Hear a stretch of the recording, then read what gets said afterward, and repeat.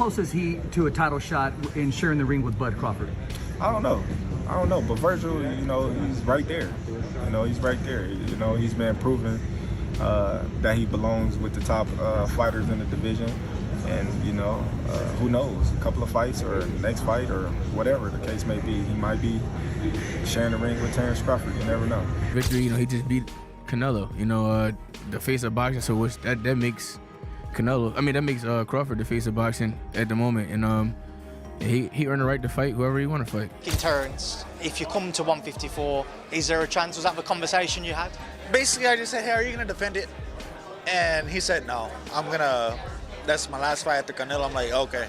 Terence Crawford responds to Vergil Ortiz's call-out by acknowledging him as a talented fighter who's steadily proving himself. He speaks highly of Ortiz's rise and says the young contender clearly has the tools to compete at the elite level. When pressed about a potential showdown, Crawford simply hints that the future remains open. What's your message now to Terence Crawford? I'm here whenever. I'm ready to fight whenever. I'm here to fight anybody. I don't care if it's Crawford, Spence, Pat. Vergil Ortiz calls out Terence Crawford, stating he wants to face the very best in the sport. He says challenges like Crawford fuel his drive to improve and show he belongs among the top names. Confident in his strength and progress at 154, Ortiz makes it clear he's targeting major fights next. I'm here to fight the best. I don't care who it is. It can be Boots next, it can be Spence next, it can be Crawford next, if he's still willing to do it. Because that's a fight that I've been calling for a while. I think that's a great fight to make happen still. And we're just gonna keep doing what I do best. Vergil Ortiz speaks with absolute conviction as he claims that even a prime Terence Crawford is someone he believes he can beat. Ortiz says he studies Crawford closely and respects his achievements, but trusts his own power, speed, and timing. For Ortiz, confidence reflects his hard work since moving up in weight, not arrogance. Many consider his statement bold given Crawford's dominance across divisions and his high pound-for-pound status. Still, Ortiz insists Crawford isn't untouchable and says he can exploit openings others missed. His comments sparked debate among fans and analysts about whether he can match the experience and mastery of a proven champion. 5 fighters that you would like to fight coming up. So we got Tim Tszyu, we got Crawford, Spence, or I guess you can say the winner of Spence or Fundora. Charlo's a good one.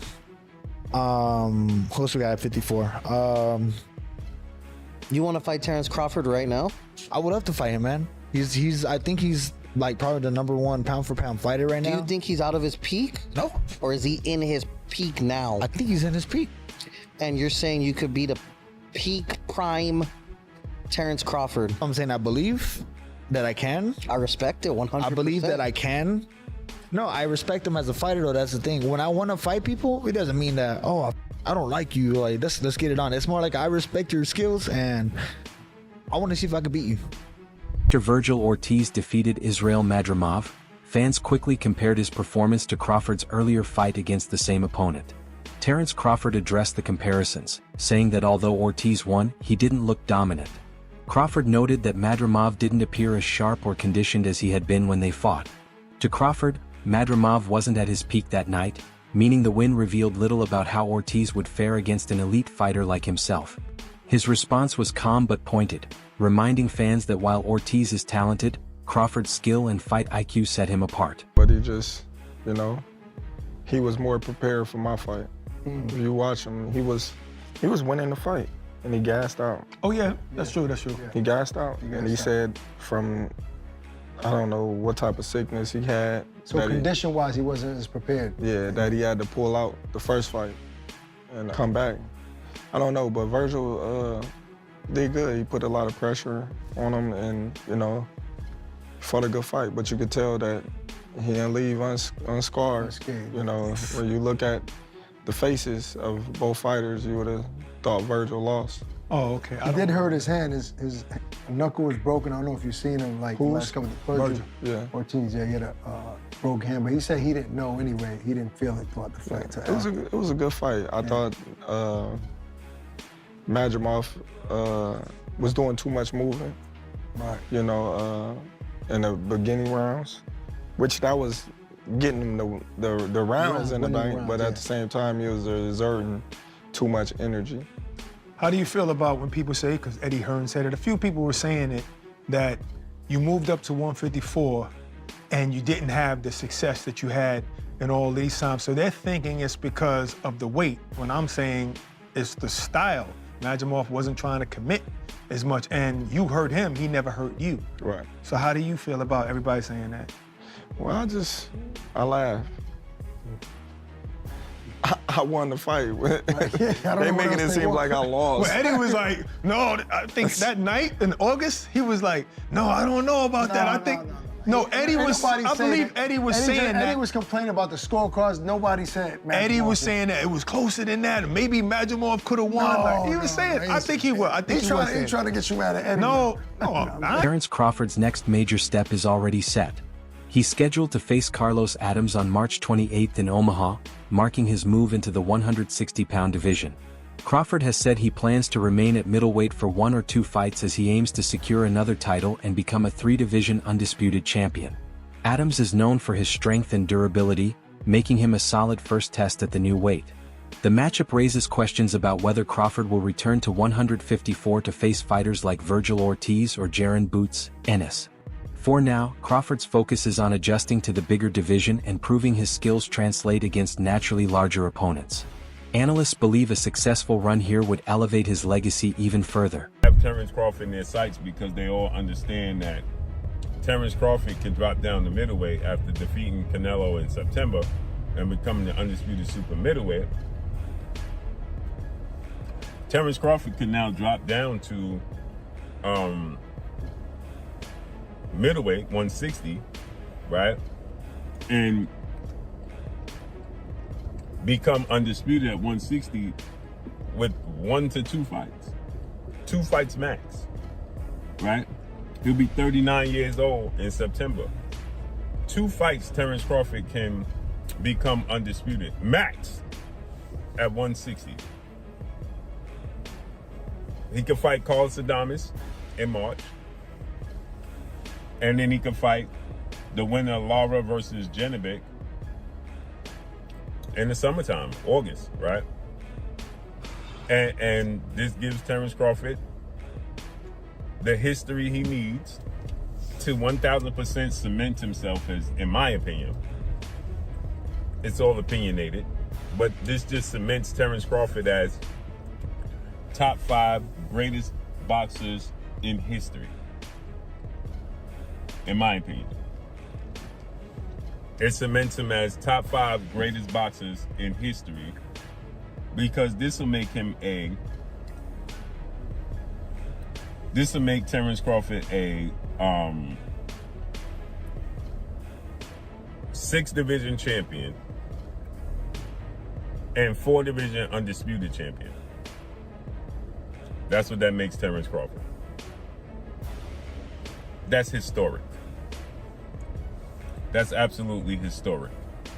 And if Terence Crawford can pull that off, becoming a 6-division champion and a 4-division undisputed champion, that's massive, right? In my opinion, those accomplishments in the fashion that Terence Crawford wins these fights, he's not just winning. When he beat Errol Spence for undisputed, he dominated and stopped Errol Spence in a manner not many people saw coming. When he fought Canelo Alvarez, he did exactly what I thought he was going to do, dominate that fight, make it look easy. Vergil Ortiz has long shown interest in fighting Terence Crawford, but rumors suggested the WBO offered him the fight twice and he turned it down. Ortiz later denied the claims, insisting he never received any official offer. If he had, he says he would have accepted immediately. He expressed frustration that the false narrative spread and made it seem like he avoided the matchup. Ortiz emphasized that he respects Crawford and views the fight as a defining challenge, not something to shy away from. His clarification helped settle confusion among fans, many of whom believed he ducked the opportunity. Ortiz noted that timing and proper negotiations matter, but the desire for the fight has always been real. A lot of people wanted to see that fight, you against Terence Crawford. You know, when you was at welterweight, and obviously you couldn't stay at that weight class, but then he moved up. Was there ever a point where the Terence Crawford fight was a reality, like a real offer, like real negotiations going back and forth, or was it never that close? It was never that close, man. So, you know, I know a lot of people say that the WBO president said that we turned down the fight. I never got an offer. I wouldn't have said no. I would not have. I wanted that fight so bad. I mean, I'm not the type of person to say, oh, I want to fight this guy and keep pushing it and then get the opportunity and say no. There are fighters like that. I'm not like that. Yeah, you know, we believe that. I would have said yes, but. What about your trainer, Robert? Have you ever had a conversation with him about the Terence Crawford fight? More with my dad. Okay. More with my dad. You know, there were some days where he'll be like, you beat him if you fight like this, or if you fight like this, you don't beat him. So, really? Your father really said yeah, he would tell me. No, he tells me the truth. Yeah. He tells me the truth. If you fight him like this, you beat him. Other days, you're not gonna beat him like this. You know, you might not remember, but when we had our show, I believe it was called Sweet Scientist at the time with The Zone, and we had you on, and you were one of our first guests, and I asked you about Crawford, and you was like, nah, not yet, I'm not ready for him. You know, that was humble. No one really speaks like that. Now, you was ready for him maybe about 6 months later, but still you were humble enough to say that. Do you remember that? I don't. You know, no, I don't. Hell no, you can't. You got hit with a few punches. 7. Jaron Ennis, another top name at super welterweight, also expressed interest in fighting Terence Crawford. But he admitted that after Crawford's win over Canelo Alvarez, the veteran became the sport's biggest name, meaning Crawford now dictates the terms. Ennis praised Crawford's accomplishments while making it clear he's ready whenever the call comes. He said he doesn't chase fights out of desperation, but knows a matchup with Crawford would be a chance to prove himself against one of boxing's smartest technicians.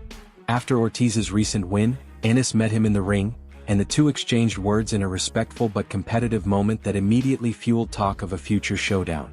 Ennis currently holds the WBA super welterweight title and had hinted before fighting Erickson Lubin that he wanted a major name next. The ring face-off between Ortiz and Ennis gave fans hope for one of 2020 SIX's biggest potential matchups. And I think this is one of the best American fights that can be made. Sure.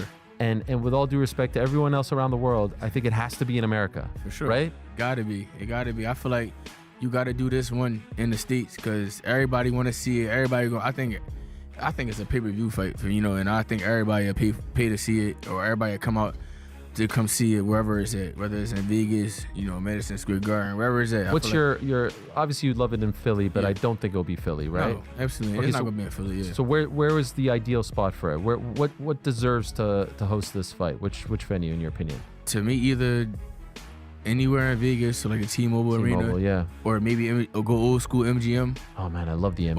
Or we can go Madison Square Garden. Okay. I think Madison Square Garden would be crazy as well. That'd be historic as well. So either one.